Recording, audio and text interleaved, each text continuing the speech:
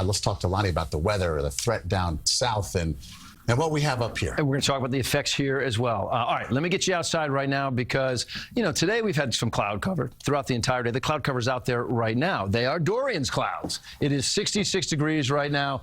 Let's get right to the effects in our area with Dorian. It'll be Friday going into Saturday, most likely later Friday, but that's how we see it. This is not a boating weekend because the worst weather is going to be in the ocean. We're talking about an angry ocean. It's rough out there. The rip currents will be at a high risk. Rain bands and winds, the further east you go. Anybody could get the rain, however. So it's a dangerous combination because the weather actually turns beautiful.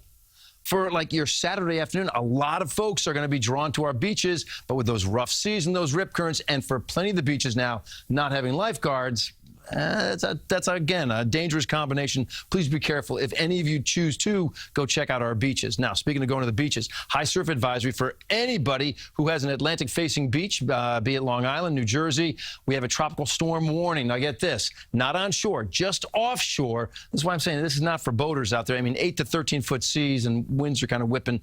That would be some squirrely boating. No one really wants to get involved with that. Take a look at what we're dealing with Dorian right now. Dorian is getting weaker.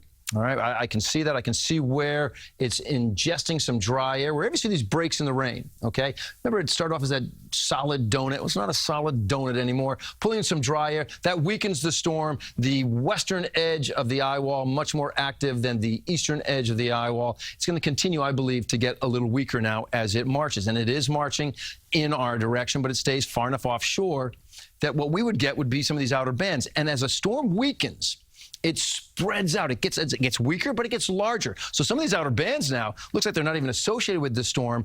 Those are, in fact, the outer bands of Dorian pushing in the direction of the Delmarva. So those outer bands are going to be a tricky thing to track. It's not necessarily just going out to Montauk to find them. Look at the computer models. Here we are tomorrow morning. Dorian's clouds, yes, not so much the rain tomorrow morning. Some of that rain could start kicking in, maybe like this is showing 2 p.m., relatively light. But now watch the outer bands that I'm talking about. Again, it's not just Montauk. Here's a pretty decent one setting up at 11 p.m. Montauk is definitely the closest to the center of circulation, so they'd have the roughest weather. But the amount of rain is all going to depend on where those bands set up. Look at this. This is showing New York City to Bridgeport with 1.2, Montauk with 0.8, and all the numbers across the board look like this. 70 degrees for your day tomorrow as Dorian makes her closest pass to our area. We're going to continue to watch it, guys. You can't let your guard down because one crazy little wobble will ruin everybody's day. 77 for Saturday. I think the second half is better. Sunday looking at 78. Looks pretty nice out there. Monday at 76 with a partly sunny sky. So this has been my world for the last 2 weeks, it seems. And tomorrow is the day that it makes its pass through our area. All right. Thank you, Lonnie.